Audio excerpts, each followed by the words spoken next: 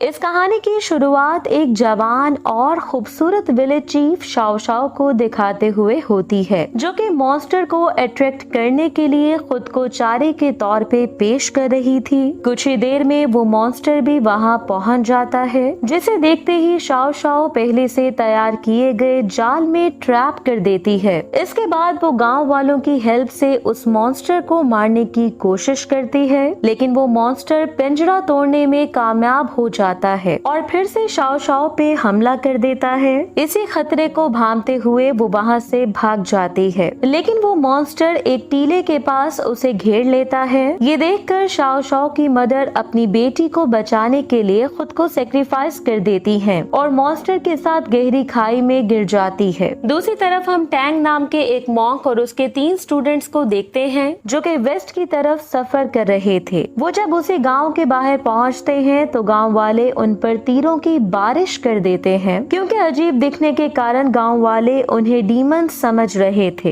इसके बावजूद कि टैंग उन्हें समझाने की कोशिश करता है कि वो तो बुद्धा की सीक्रेट बुक की तलाश में है, लेकिन डीमंस के खिलाफ नफरत गांव वालों के दिल में काफी गहरी हो चुकी थी। इसलिए शाओ शाओ अपने लोगों को उन पर तीर बरसाए रखने का ऑर्डर देती है। वुकोंग, जो कि चुप करके ये सब कुछ ऑब्जर्व कर रहा था, वो आखिरकार सामने आता है और अपनी स्टिक की सिर्फ एक लहर से ही उन तीरों को हवा में ही रोक लेता है। तभी अचानक से वो देखते हैं कि एक लाइन डीमन उसी गांव की तरफ बढ़ रहा है, लेकिन तभी वुकोंग उसके सामने आ जाता है। यहाँ वो एक दूसरे को पहचान लेते हैं, लेकिन किसी भी पीसफुल रेजोल्यूशन के बगैर ही वुकोंग और लाइन डीमन में खौफनाक लड़ाई शुरू हो जाती है। पर वुकोंग को लाइन डीमन को कंट्रोल करने में ज्यादा देर नहीं लगती, जिसके बाद वो उसे गहरी खाई में फेंक देता है। इस आसान कामयाबी को देखकर शाओ शाओ अपना एटीट्यूड बदल लेती है और टैंग और उसके साथियों को अपने साथ खाने के लिए इनवाइट करती है।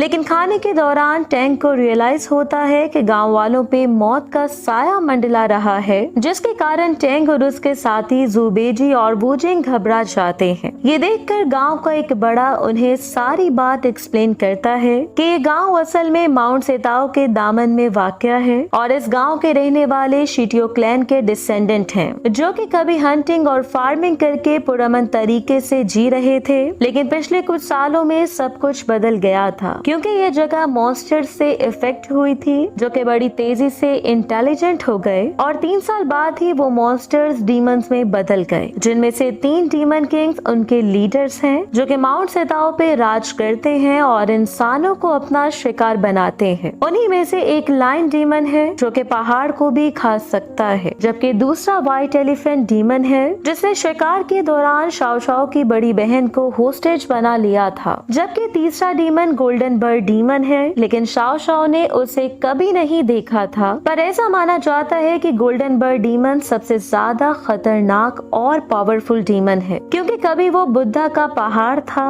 उस बुरे आदमी की बात पे यकीन न होने के कारण वुकोंग उससे क्वेश्चंस करने लगता है। इसलिए आखिरकार वो बूढ़ा अपनी असल पहचान जाहिर करता है, जो कि हेवनली पैलेस से आने वाला मैसेंजर टाओ भी था और उसका असल मिशन उन 3 डीमन किंग से निपटने के लिए वुकोंग और उसके 3 साथियों को भर्ती करना था, क्योंकि हेवनली पैलेस ह्यूमैनिटी पे किए जाने वाले उन डीमंस के अत्याचार को अब मजीद बर्दाश्त नहीं कर सकता था। इस मामले को बदतर बनाने के लिए 1000 डीमंस की गैदरिंग करीब थी, जो कि इंसानी दुनिया में मजीद तबाही मचाने के लिए उन्हें इनकरेज करेगा। बदकिस्मती से हेवनली पैलेस इस मामले में डायरेक्टली इंटरवीन नहीं कर सकता था। इस सिचुएशन को समझने के बावजूद वुकोंग इस टास्क को करने से इनकार कर देता है, क्योंकि उसकी इकलौती जिम्मेदारी यात्रा के दौरान टैंक की हिफाजत करना थी, ताकि वो सीक्रेट बुक को ढूंढ सके। इसी के साथ ही जुबेजी और वूजिंग भी वुकोंग की बात से एग्री करते हैं। टाओ भी जब टैंक को इसके लिए मनाने की कोशिश करता है, तो वो मॉन्क ही एडमिट करता है कि वो उसकी हेल्प तो करना चाहता है, लेकिन 3 डीमन किंग्स का मुकाबला करने की शक्ति उनमें नहीं थी। अपनी पूरी यात्रा के दौरान टैंग ने वुकोंग की सुरक्षा पे भरोसा किया था, इसलिए वो वुकोंग को ये बोझ भी उठाने के लिए फोर्स नहीं कर सकता था। इसी वजह से शाओ शाओ मायूस हो जाती है, लेकिन वो और किसके पास जाती, इसलिए अपने गांव वालों को बचाने के लिए वो वुकोंग के आगे घुटने टेक देती है और उसकी मदद के लिए इल्तिजा करती है। ये देखकर वुकोंग भी सोचने पर मजबूर हो जाता है। दूसरी तरफ लायन डीमन अपनी गुफा में वापस आ जाता है और व्हाइट एलिफेंट डीमन को टैंक के अराइवल के बारे में आगाह करता है। दूसरी तरफ वुजिंग इस सिचुएशन को और ज्यादा कॉम्प्लिकेट कर देता है। उसे वो अफवाह याद आती है कि उनके देवता डीमंस के लिए एक अलग जगह बनाने का प्लान बना रहे थे ताकि इंसानों और डीमंस के बीच होने वाले झगड़ों को रोका जा सके। तभी वुजिंग स्पेकुलेट करता है कि शायद वो जगह माउंट सेताओ ही हो, लेकिन ज़ुबेजी के पास एक अलग थ्योरी थी। उसका मानना था कि इतने सारे डीमंस को एक जगह इकट्ठा होने देना हेवनली पैलेस पे अटैक की वजह बन सकता है, बिल्कुल वैसे ही जैसा कि एक बार वुकोंग ने कोशिश की थी। टैंग यहाँ फैसला करने का इख्तियार अपने तीनों स्टूडेंट्स को दे देता है। तभी शाओ शाओ वहाँ आके ये अनाउंस करती है कि वो पकड़े गए गांव वालों को रेस्क्यू करने उन 3 डीमंस की गुफा में जाएगी। शाओ शाओ की इस डिटर्मिनेशन को देखते हुए वुकोंग आखिरकार उनकी हेल्प करने के लिए तैयार हो जाता है। अगली सुबह वुकोंग, शाओ शाओ और ज़ुबेजी लायन डीमन की गुफा तक पहुंच जाते हैं, लेकिन अंदर जाने से पहले वो कुछ डीमंस को देखते हैं जो कि पकड़े गए इंसानों को खाने के लिए ला रहे थे। ये देखकर वुकोंग अपना प्लान बदल देता है और वो तीनों यहाँ खुद को डीमंस जाहिर करते हैं, जिन्हें हजारों डीमंस की गैदरिंग अटेंड करना थी। लेकिन उस डीमन ग्रुप के लीडर बागवा को शाओ शाओ से आने वाली इंसानी खुशबू पर शक हो जाता है, इसलिए वुकोंग जल्दी से उसकी पूंछ बनाकर सुधार कर देता है। बागवा के कन्विंस होने पर वो उन्हें उस गुफा में ले आता है जहाँ वो तीनों डीमन किंग्स रहते थे। अंदर पहुँचने पर पकड़े गए इंसानों को उनके भयानक अंजाम के लिए तैयार करना शुरू कर दिया गया था। ये देखकर वुकोंग अपने साथियों को उन डीमंस में घुल मिल जाने और उनकी हेल्प करने का कहता है। सबके जाने के बाद वुकोंग बागवा से कहता है कि वो तीनों डीमन किंग्स के लिए गिफ्ट्स ले आया है। इसी के साथ वो बागवा को भी उसका हिस्सा देने का प्रॉमिस करना नहीं भूलता। ये सुनकर बागवा उसे उन तीनों डीमंस की गुफा की तरफ ले जाने में जरा भी देर नहीं करता, लेकिन उस जगह पहुंचने से पहले ही वुकोंग तुरंत बागवा को चुप करा देता है। दूसरी तरफ ज़ुबेजी और शाओ शाओ उस जगह पहुंच जाते हैं जहां पकड़े गए इंसानों को रखा जाता था। शाओ शाओ से जेल का खौफनाक मंजर देखा नहीं जाता और वो फौरन से वहां मौजूद गार्ड्स पे अटैक कर देती है। दूसरी तरफ lion demon white elephant demon को वुकोंग की जबरदस्त ताकत के बारे में वार्न करता है, इसलिए वुकोंग को हराने के लिए वो लोग टैंक को खाने का प्लान बनाते हैं, जिससे उन्हें बेपनाह ताकत मिल सकती थी। तभी अचानक से बागवा वापस आके डीमन किंग्स को बताता है कि वुकोंग यहाँ पहुँच चुका है। साथ ही वो ये एक्सप्लेन करता है कि वुकोंग उन तीनों किंग्स पर अटैक का प्लान बना रहा है। दूसरी तरफ डीमन गार्ड्स को खत्म करने के बाद शाओ शाओ अपनी बड़ी बहन को ढूंढने लगती है, लेकिन वो उसे कहीं नहीं मिलती और तभी वहाँ पे डीमन रीइंफोर्समेंट की एक लहर आ जाती है। खतरे को भांपते हुए शाओ शाओ फौरन से गांव वालों को आजाद कर देती है, जबकि ज़ुबेजी उन डीमन से फाइट करने लगता है। दूसरी तरफ वुकोंग का भेस खुल गया था, इसलिए वो लायन डीमन और व्हाइट एलिफेंट डीमन से फाइट करने पर मजबूर हो जाता है। जैसे जैसे लड़ाई बढ़ती है तो ज़ुबेजी भी डीमन गार्ड्स को हराने के बाद वहां पहुंच जाता है। इसी मौके का फायदा उठाते हुए व्हाइट एलिफेंट डीमन एक पावरफुल अटैक करता है, जिसके फौरन बाद लायन डीमन अटैक करके उन दोनों को निगल जाता है। लेकिन लायन डीमन के पेट में पहुंचकर वुकोंग फाइट बैक करता है, जिससे लायन डीमन को बहुत ज्यादा पेन होती है और वो वुकोंग से रहम की भीख मांगने लगता है, इस प्रॉमिस के साथ कि वो डीमंस को इंसानों पे अटैक करने से रोक देगा।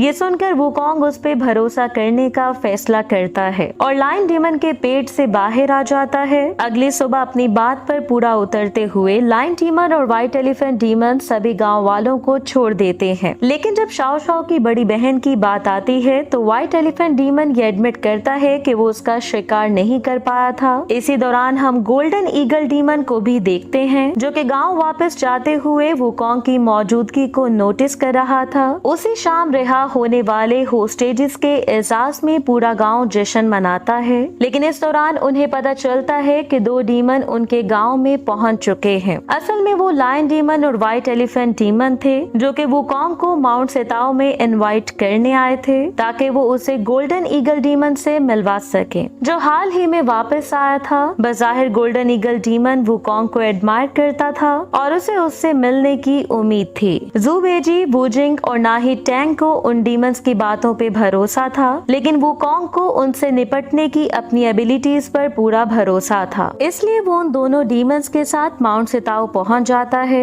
जहां गोल्डन ईगल डीमन बड़ी गर्मजोशी से उसका स्वागत करने के बाद उसे टीज करने लगता है और ये सजेस्ट करता है कि उस जैसी ताकतवर पर्सनालिटी को उसके सर पे लगे गोल्डन सर्कल से कंट्रोल नहीं किया जाना चाहिए। इसी के साथ ही गोल्डन ईगल डीमन कहता है कि वुकोंग कभी भी गलत नहीं था, लेकिन फिर भी बुद्धा ने अपने मकासद हासिल करने के लिए उसे मैनिपुलेट किया था। साथ ही वो ये सवाल उठाता है कि क्यों गॉड ने इंसानों और डीमंस दोनों पे कंट्रोल हासिल कर रखा है और अपनी मर्जी के मुताबिक हुक्मरानी कर रहा है। एक बार तो वुकोंग उसकी बातों से एग्री करता है, लेकिन एक बात उसे उन डीमन से अलग कर दी थी कि वो कभी भी मासूम लोगों पे जुल्म नहीं करता था। साथ ही वो कहता है कि उसके सर पे मौजूद गोल्डन सर्कल उसकी पावर्स को कंट्रोल में रखने के लिए एक रिमाइंडर है, जो कि उसे लापरवाही से अपनी पावर्स को यूज करने से रोकता है। ये सुनकर गोल्डन ईगल डीमन उस पर तंज करता है और उसे देवताओं का पालतू कुत्ता कहता है। ये सुनकर वुकोंग आग बगोला हो जाता है, लेकिन line demon golden eagle demon को काम डाउन करके इस सिचुएशन को कंट्रोल कर लेता है, जिसके बाद वुकोंग गांव वापस जाने का फैसला करता है। लेकिन वहां पहुंचकर उसे पता चला कि बहुत से विलेजर्स एक खतरनाक हमले का शिकार हो चुके थे। वुकोंग पूछता है कि इस सब का जिम्मेदार कौन है, जिस पर शाओ शाओ बताती है कि गोल्डन ईगल डीमन, जिसने ना सिर्फ बहुत से गांव वालों को मार डाला था बल्कि टैंग, वूजिंग और ज़ुबेजी को भी किडनैप कर लिया था। दूसरी तरफ ज़ुबेजी टाइम जाया करने की कोशिश कर रहा था ताकि वुकोंग टाइम पे वहां पहुंच के उन्हें बचा ले, लेकिन व्हाइट एलिफेंट भी उनकी चालाकी को समझते हुए फौरन से टैंक को निगल जाता है। गुस्से से भरा वुकोंग भी वापस माउंट सिताओ पहुंच जाता है, लेकिन कोई भी डीमन किंग वहां मौजूद नहीं था। तभी उसे वहां बागवा मिलता है। वुकोंग फौरन से उसकी इंटेरोगेशन करने लगता है, जिससे उसे पता चलता है कि डीमन किंग सिताओ शहर गए हैं। इसलिए वुकोंग और शाओ शाओ भी फौरन से वहां पहुंच जाते हैं और वुकोंग यहाँ कुछ डीमंस को पकड़ लेता है और उनसे अपने साथियों के बारे में पूछता है। इसी दौरान शाओ शाओ उस जेल तक पहुंच जाती है जहां गांव वालों को रखा गया था और यहां आखिरकार उसे अपनी बड़ी बहन भी मिल जाती है। जबकि दूसरी तरफ वुकोंग वूजिंग और ज़ुबेजी को रेस्क्यू करने में कामयाब हो गया था, जो कि स्टीम होने से कुछ ही पल दूर थे।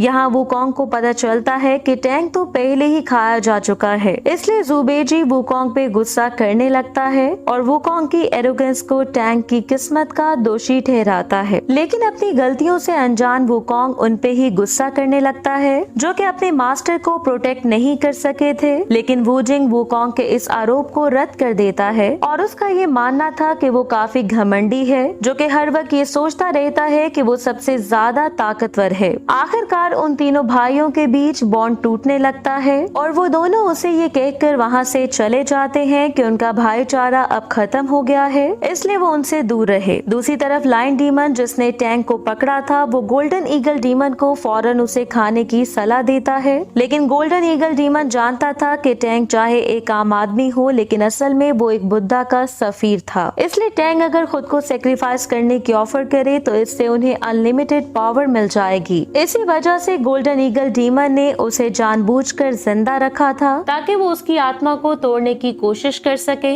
इसी दौरान व्हाइट एलिफेंट डीमन भी वहाँ पहुँच जाता है, जिसने एक गोल्डन प्रिजन में टैंक को कैद कर रखा था। तभी वहाँ पे एक डीमन आके उन्हें ये इन्फॉर्म करता है कि वुकोंग ने बंदी बनाए गए विलेजर्स को आजाद करवा लिया था। ये सुनकर गोल्डन ईगल डीमन एक प्लान बनाता है ताकि वो वुकोंग को उनके सामने घुटने टेकने पर मजबूर कर सके। दूसरी तरफ वुकोंग जब डीमंस को हरा लेता है तो तभी वहाँ पे गोल्डन ईगल डीमन आके फौरन से शाओ शाओ को होस्टेज बना लेता है। वुकोंग जब फाइट बैक करने की कोशिश करता है तो गोल्डन ईगल डीमन अपने जादू से उसे फ्रीज कर देता है, जिसके बाद वो वुकोंग को फ्लावर फ्रूट माउंटेन वापस जाने के लिए कहता है और इसी के साथ ही गांव वालों को बड़ी बेरहमी से एक एक करके मार डालता है, जिनमें शाओ शाओ की बड़ी बहन भी शामिल थी। और इसी के साथ ही वो शाओ शाओ को भी मार के वहाँ से चला जाता है। इसी परेशानी में वुकोंग फौरन से शाओ शाओ की बॉडी लेकर लीन टेम्पल पहुँचता है ताकि वो बुद्धा से इन सब चीजों पर सवाल उठा सके। वुकोंग ये जानना चाहता था कि बुद्धा ने क्यों उन 3 डीमन किंग्स को टैंक को निगलने और मासूम लोगों को मारने दिया था। बुद्धा शांति से उसे बताते हैं कि असल में ये वो आजमाइशें थी जिन्हें टैंक को अपने सफर के दौरान फेस करना थी। और जहाँ तक शाओ शाओ और गाँव वालों का सवाल है तो ये सब कुछ उनकी तकदीर में लिखा था। वुकोंग को अपनी बातों का जवाब मिल चुका था, इसलिए अब वो क्या रास्ता अपनाएगा ये फैसला उसे ही लेना था। बुद्धा की बात सुनने के बाद वुकोंग एक फैसला कुन चुनाव करता है कि वो माउंट सेताओ को जमीन पे गिरा देगा। दूसरी तरफ जू बेजी और वूजिंग जो कि बगैर किसी मकसद के भटक रहे थे, उन्हें टैंग और वुकोंग के साथ शेयर की गई मेमोरीज याद आती हैं। दूसरी तरफ वुकोंग टैंग के घोड़े को बुलाता है जो कि देखते ही देखते एक बहुत बड़े ड्रैगन में बदल जाता है। वुकोंग उस ड्रैगन पे बैठ के माउंट सेताओ पहुंच जाता है और रास्ते में आने वाले कई हजार डीमंस को खत्म कर देता है। डीमंस की भीड़ को फना करने के बाद लाइन डीमन और व्हाइट एलिफेंट डीमन उसका मुकाबला करने उसके सामने आते हैं। दूसरी तरफ टैंग गोल्डन ईगल डीमन को उनके कामों की सजा के बारे में वार्न करता है, लेकिन गोल्डन ईगल डीमन इस पर कोई ध्यान नहीं देता। उसकी बस एक ही परेशानी थी और वो थी टैंग को उसके सामने घुटने टेकने पर मजबूर करना, जिससे उसे अनलिमिटेड पावर मिल सकती थी। और इस तरह इंसानों को मारने से उसे ना ही देवता और ना ही बुद्धा रोक सकते थे। गोल्डन ईगल डीमन के लिए इंसान मुनाफिक थे जो कि अपने कामों के लिए डीमंस को दोष देते थे, क्योंकि जिस तरह इंसान जानवरों को खाते थे उसी तरह डीमंस इंसानों को खाते थे और ये कोई बड़ी बात नहीं थी। दूसरी तरफ वुकोंग उन दोनों डीमंस से फाइट के लिए तैयार हो ही रहा था कि तभी वहाँ पे जू बेजी और वूजिंग उसकी सपोर्ट के लिए पहुँच जाते हैं। इसलिए अपने भाइयों की हेल्प के साथ वुकोंग अब सिर्फ गोल्डन ईगल डीमन पर फोकस कर सकता था। जैसे ही उन दोनों में फाइट स्टार्ट होती है तो गोल्डन ईगल डीमन एक बार फिर से अपने जादुई स्पेल को यूज करते हुए वुकोंग को फ्रीज कर देता है, जिससे उसका जीवन अब दांव पर लगा था। ये देखकर टैंग आखिरकार कुर्बानी देने का फैसला करता है और वुकोंग के बदले अपनी जान का सौदा करने की ऑफर करता है। जैसे ही टैंग ये फैसला करता है गोल्डन ईगल डीमन उसे खा जाता है, लेकिन ये देखकर वुकोंग अपना गुस्सा एक जायंट एप में बदल के निकालता है। इस शक्तिशाली नए रूप में वुकोंग बड़ी आसानी से गोल्डन ईगल डीमन को काबू कर लेता है और उसे मार मार के उसके पेट से टैंग को रेस्क्यू कर लेता है। अब इससे पहले कि वुकोंग गोल्डन ईगल डीमन पे फाइनल अटैक करता, तभी वहाँ पे बुद्धा आके उसे रोक लेते हैं और ये एक्सप्लेन करते हैं कि जो कुछ भी अब तक हुआ वो एक महान डेस्टिनी का हिस्सा था। असल में ये आजमाइशें वो रुकावटें थी जिन्हें टैंग को पार करना था और खुद को सेक्रीफाइस करके वो इस आखिरी आजमाइश में सफल हो गया था। जबकि वुकोंग जिसने एक सच्चे बुद्धा की खसूसियात का मुजाहिरा किया था, उसे उसके सर से गोल्डन सर्कल हटा के इनाम दिया जाता है, क्योंकि अब बुद्धा को उम्मीद थी कि वुकोंग अपने फैसलों में तकब्बुर और लापरवाही से काम नहीं लेगा और सभी आजमाइशों को पीछे छोड़कर टैंग और उसके साथी फिर से वेस्ट की तरफ अपने सफर पर निकल पड़ते हैं। इसी के साथ ही ये मूवी एंड हो जाती है। Thank you so much for watching.